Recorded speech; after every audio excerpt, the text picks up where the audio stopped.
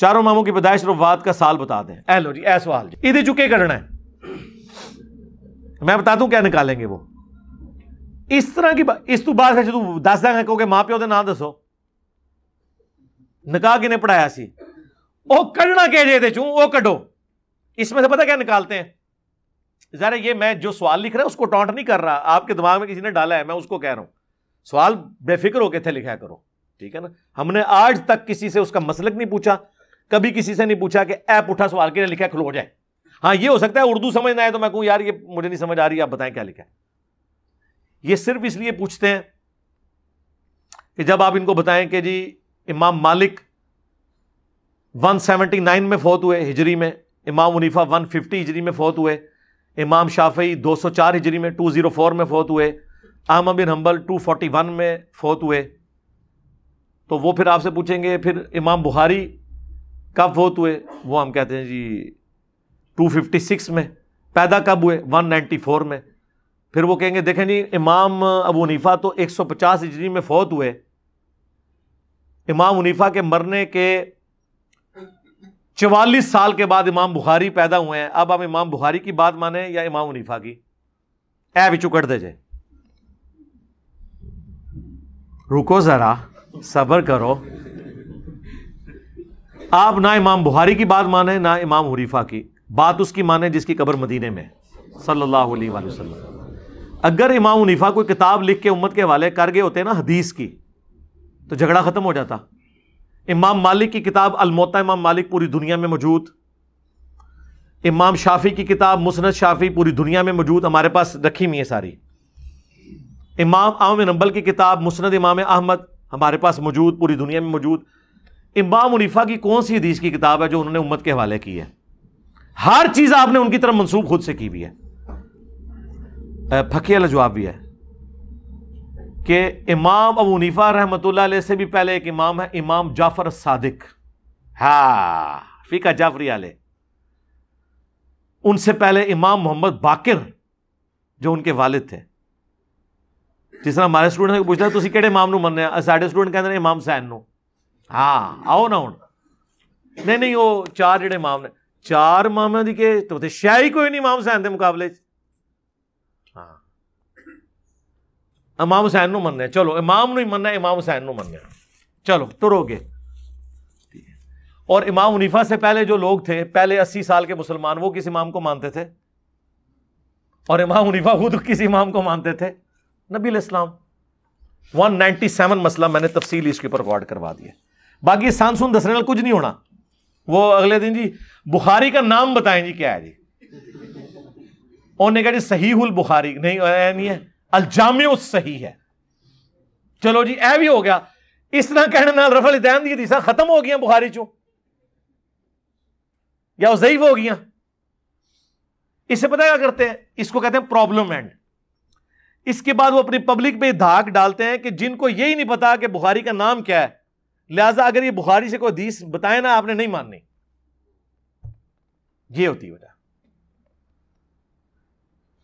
اس طریقے سے اگر کھلواڑ کرنا شروع کیا نا آپ لوگوں نے, یقین کریں میری یادداشت بھی آپ لوگوں سے زیادہ ہے اللہ کے فضل سے, میں نے کتابیں بھی آپ لوگوں سے زیادہ پڑھی ہوئی ہیں.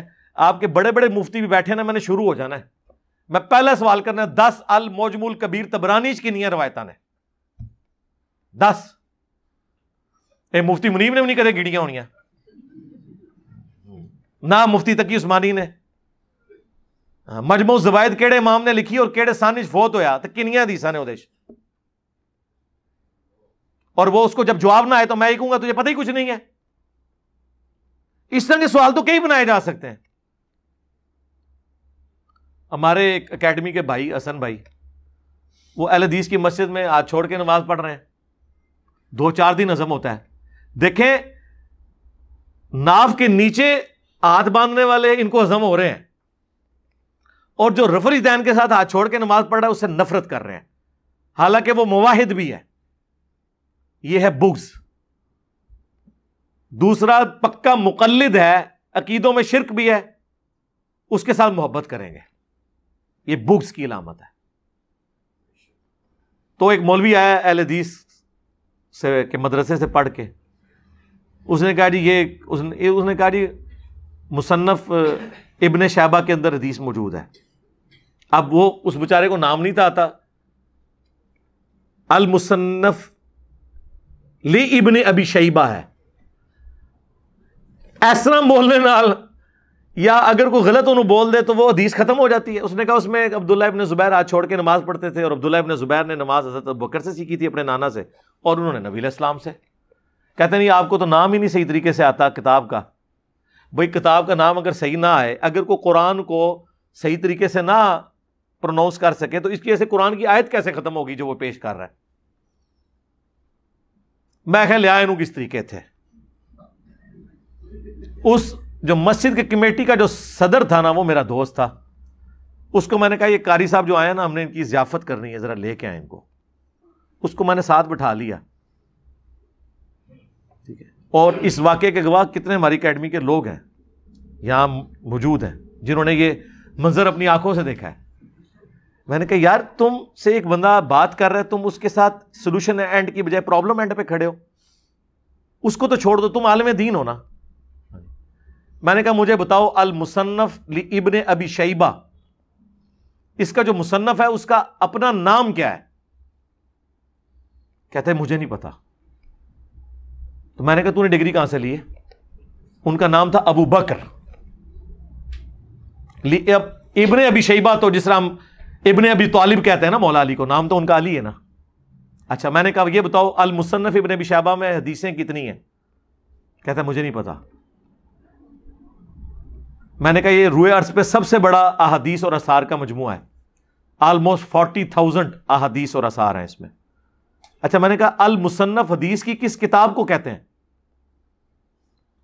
کہتا ہے مجھے نہیں پتا. پڑھا ہے ایسی منو پتا نہیں, اندازہ کریں. المصنف حدیث کی اس کتاب کو کہتے ہیں جس میں کثرت کے ساتھ صحابہ کرام کے اعمال لکھے ہوئے ہوں اور تابعین کے آثار موجود ہوں. جس طرح المستدرک حدیث کی اس کتاب کو کہتے ہیں جس میں چھوٹی ہوئی حدیثیں بیان ہوں, جیسے المستدرک للحاکم علی الصحیحین, بخاری اور مسلم کے راویوں سے جو حدیثیں امام بخاری اور امام مسلم نے نہیں لی اور وہ موجود تھی, وہ امام حاکم نیشاپوری نے جمع کی. تو ایسی حدیث کی کتاب کو کہتے ہیں المستدرک. جز حدیث کی اس کتاب کو کہتے ہیں جس میں ایک ٹاپک ڈسکس ہو, جس طرح جز رفع الیدین امام بخاری کی کتاب, جز القراء امام بخاری کی کتاب, جز القراء امام بیہقی کی کتاب. معجم حدیث کی اس کتاب کو کہتے ہیں جس میں استادوں کے حروف تہجی کے اعتبار سے ایک محدث ترتیب سے حدیثیں جمع کرتا ہے. طبرانی کی 3 معجم ہے نا, المعجم الکبیر, صغیر, اوسط. مسند حدیث کی اس کتاب کو کہتے ہیں جس میں صحابہ کے ناموں کے اگینسٹ چیپٹر بنا کے حدیثیں جمع کی جائیں. احکامات کے چیپٹرز نہ ہو کہ یہ نماز کی حدیثیں ہیں, یہ روزے کی ہیں, نہیں, صرف صحابہ کے نام. حضرت ابوبکر کی مسند, حضرت ابوبکر صدیق رضی اللہ تعالیٰ کی ساری حدیثیں, چاہے انہوں نے کسی ٹاپک پہ بھی بیان کی تھی نا, وہ جمع ہو گئی. پھر حضرت عمر کے اوپر چیپٹر, انہوں نے جتنی حدیثیں بیان کی وہ جمع ہو گئی. حضرت عثمان, حضرت علی, اس حدیث کی کتاب کو کہتے ہیں مسند. اچھا میں کہ 10 امام ابن ابی شیبہ جو تھے, ان کے لائق ترین شاگردوں میں سے کسی ایک کا نام بتاؤ. امام بخاری امام مسلم کے استاد ہیں, اے بھی نہیں سی انہوں پتا. میں نے کہا تمہارا علمی لیول یہ ہے اور تم سٹوڈنٹس کو اس طریقے سے تنگ کرتے ہو یار. خیر اس نے معذرت کر لی کہ جی مجھ سے غلطی ہوئی ہے. یہ صرف اپنا علمی روب جھاڑنے کے لیے اس طرح کی باتیں کرتا ہے. یہ جو آپ کو بھی کہتے ہیں نا, آج ہی ہمارے مفتی صاحب کے ساتھ مناظرہ کر لیں, ہمارے مولانا صاحب کے میں آپ کو وہاں جمعہ پڑھیں گے نا, آپ کی میں بات کراؤں گا, اور بات اے کر دے. پہلے تھے وہ ایک مسئلہ ہوتا تھا نا, اگر بیچارے کسی نے داڑھی نہیں رکھی نا تو اس کو کہتا تھا تو داڑھی نہیں رکھی. بھائی داڑھی کسی نے رکھی بھی ہے نہیں رکھی, اس کا دین کے مسئلے کے ساتھ کیا تعلق ہے؟ آج کل ایک نیا اعتراض مارکیٹ میں آیا ہے. ہمارے ایک لائیو سٹوری میں ایک بھائی نے کہا ہے میں نے وہ 3 طلاق کا مسئلہ ڈسکس ہوا, کہنا تیرا تو بیاہ ہی نہیں ہوا, تو یہ مسئلہ کیوں پوچھ رہے ہیں. وہ اختلاف ڈسکس کرنے گیا کہ 3 طلاقیں اکٹھی ہوتی ہیں نہیں ہوتی ہیں. ایک نوی شے میں کہ یار دیکھو کتنے کتنے انہوں نے کوئی خیال کرنا ہے. حالانکہ طلاق کے مسائل شادی سے پہلے ہی سیکھنے ہوں گے, بعد میں سیکھنے کا تو فائدہ نہیں, کیونکہ یہ دے کے تو فتوے لے رہے ہوتے ہیں آ کے. اور جی منڈا ذرا غصے ہی سی, بس سمجھ نہیں لگی انہوں یہی منڈے نو پہلے پتا ہوئے بھئی نکاح طلاق کے مسائل شادی سے پہلے پتا ہونے چاہیے, تب فائدہ ہے. ایسے ایسے اعتراضات کہ بندہ حیران رہ جاتا ہے کہ یار یہ شیطان بھی کہتا ہوگا کہ ٹھیک ہے میں بھی چھٹیاں دے ٹور جانا ہوا. ہاں انہوں نے ایسی کوئی سیٹ میری سنبھال لی ہے نا, چھوڑ دو. اگر کوئی غیر مسلم اسلام قبول کرے تو وہ کون سے فرقے کا ترجمہ پڑھے, جس کا مرضی پڑھ لے میرے بھائی, کمپیئر کر لے.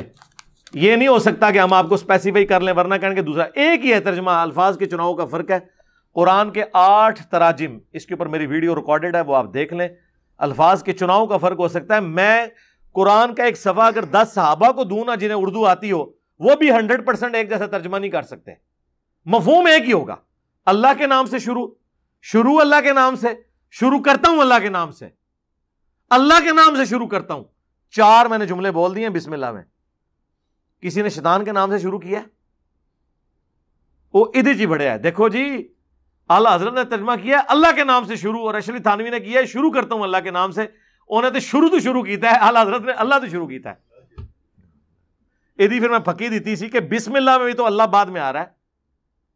بسم اللہ میں اللہ پہلے ہے بعد میں, تو پھر بسم اللہ بھی اپنی بدل لو. اللہ الذی باسمہ ابدہ, اے بنے گی اللہ ہے وہ جس کے نام سے میں ابتدا کرتا ہوں. اے تہاڈی بسم اللہ ہونی چاہیے. پھر ان معاملات کے اندر یہ لوگ نا الجھاتے ہیں. یہ پتہ کیوں کرتے ہیں, پچ کھو دیں تاکہ وہ بہت جی اختلاف ہے جی قرآن جناب حدیثاں بے شمار نے جی, او یار اگے بھی کڈ نا, مطلب میں ہوں نہیں سیکھنیاں, سیکھنے کے لیے آیا نا. قرآن ڈائریکٹ نہ پڑھو, اچھا جی ڈائریکٹ نہیں پڑھتے آپ پڑھا دیں, وہ بھی کوئی نہیں. آپ پڑھائیں گے بھی, آپ کو کہیں گے ترجمے میں یہ لکھا آپ یہ کیا کہہ رہے ہیں, وہ کہیں گے نہیں آپ ڈائریکٹ سمجھ نہیں سکتے, بھئی تو انڈائریکٹ سمجھا دو. اور یہ ہمارے اوپر بھی جو الزام لگاتے ہیں نا کہ انجینئر صاحب, میں نے کوئی قرآن کا ترجمہ کسی کے حوالے نہیں کیا. میں نے ہمیشہ کہا ہے کہ بریلوی ہو بریلویوں کا ترجمہ پڑھو, حامزہ بریلوی کا, دیوبندی ہو اشرف تھانوی کا پڑھ لو, اہل حدیث ہو جونا گھڑی کا پڑھ لو, اہل تشیع ہو سید فرمان علی شاہ کا پڑھ لو, فرقوں سے ہٹ کے پڑھنا ہے مولانا مودودی کا پڑھ لو, فتح محمد جلندری کا پڑھو. صحیح میرے بھائی, ترجمہ جس کا مرضی آپ پڑھیں. میں نے اپنا کوئی ترجمہ آپ کے حوالے نہیں کیا, اور اس پہ جو میں نے ان کو پھکی دی ہوئی ہے نا وہ بہت بڑی ہے. کوئی دنیا کا بریلوی یہ دعویٰ کر سکتا ہے کہ میں احمد بریلوی سے بہترین ترجمہ کر سکتا ہوں قرآن کا؟ تو جب ہم احمد بریلوی کا قرآن کا ترجمہ پڑھتے ہیں نا تو ہم نے کسی گلی محلے کے مولوی سے پڑھنا ہی نہیں, کیوں تو ہم تو ڈائریکٹ اعلیٰ حضرت سے پڑھ رہے ہیں, کیونکہ اعلیٰ حضرت نے قرآن میری زبان میں کر دیا. جس طرح صحابہ کرام پڑھے لکھے نہیں تھے لیکن ان کی زبان میں قرآن تھا, انہیں سمجھ آ رہا تھا. ہم بے شک عربی نہ جانتے ہوں, ہم سے مراد جو نہیں جانتے, اگر ان کی زبان میں دنیا کا سب سے بڑا بریلوی عالم ترجمہ کر دے تو گویا وہ ویسے ہی ہے جیسے عمار ابن یاسر کے سامنے عربی قرآن پڑھا جا رہا ہے چاہے انہیں لکھنا پڑھنا نہیں آتا ہے کہ نہیں. اور دیوبندیوں کے ہم تو آپ کے علماء, ہم تو اشرف تھانوی صاحب سے ترجمہ ڈائریکٹ پڑھیں گے. احمد بریلوی صاحب نے ترجمہ کیا ہے ایاک نعبد و ایاک نستعین کا, پتہ کیا اتنا پیارا ترجمہ, اے اللہ ہم تیری ہی عبادت کریں, تجھی سے مدد چاہیں. ہائے ہائے ہائے, قیامت ہے اس کے اندر. باقیوں نے پتہ کیا ترجمہ کیا ہے, تیری ہی عبادت کرتے ہیں تجھی سے مدد مانگتے ہیں. یہ ترجمہ پرفیکٹ نہیں ہے کیونکہ یہ مضارع کا صیغہ ہے. پرفیکٹ ترجمہ یہ ہوگا اے اللہ ہم تیری ہی عبادت کرتے ہیں اور کریں گے, کیونکہ عربی زبان میں پریزنٹ ٹینس اور فیوچر ٹینس کے لیے ایک ہی صیغہ استعمال ہوتا ہے, اسے مضارع کا صیغہ کہتے ہیں, اور یہ مضارع کا صیغہ ہے. تیری ہی عبادت کرتے ہیں تیری ہی عبادت کریں گے. اب اس دونوں جملوں کو ایک جملے میں اعلیٰ حضرت نے کیا ترجمہ کیا, اے اللہ تیری ہی عبادت کریں, یعنی آج کریں تو تیری کریں, کل کریں تو تیری کریں, اور تیسری چیز کیا ایڈ کر دی؟ دعا بنا دیا اسے. اور سورہ فاتحہ ہے ہی دعا ہے، ایاک نعبد و ایاک نستعین. لیکن اب کتنا افسوس ہے، وہی اعلی حضرت، ان سے پوچھا گیا کہ جی مصیبت اور پریشانی میں آپ کیا کرتے ہیں؟ وہ کہتے ہیں میں نے تو جب بھی پکارا یا غوث ہی کہا. ہائے ہائے ہائے. تے ترجمے یہ قرآن کہانی کرائی ہے سانو پھر. تو پھر ہم اعلیٰ حضرت سے بھی اختلاف کریں گے. علمی اختلاف تو کسی سے بھی ہو سکتا ہے کہ سر آپ نے قرآن کے ترجمے میں تو یہ لکھا کہ تیری ہی عبادت کریں تجھی سے مدد چاہیں، اب یا غوث العظم دستگیر کہاں سے آپ لے آئے؟ آپ تو اپنے ترجمے کے مطابق نہیں چل رہے. اور یہی وجہ ہے کتنے ہمارے اسٹوڈنٹس آپ لائف سٹوری میں دیکھیں 90% بریلوی ہیں، اپنا ہی ترجمہ پڑھتے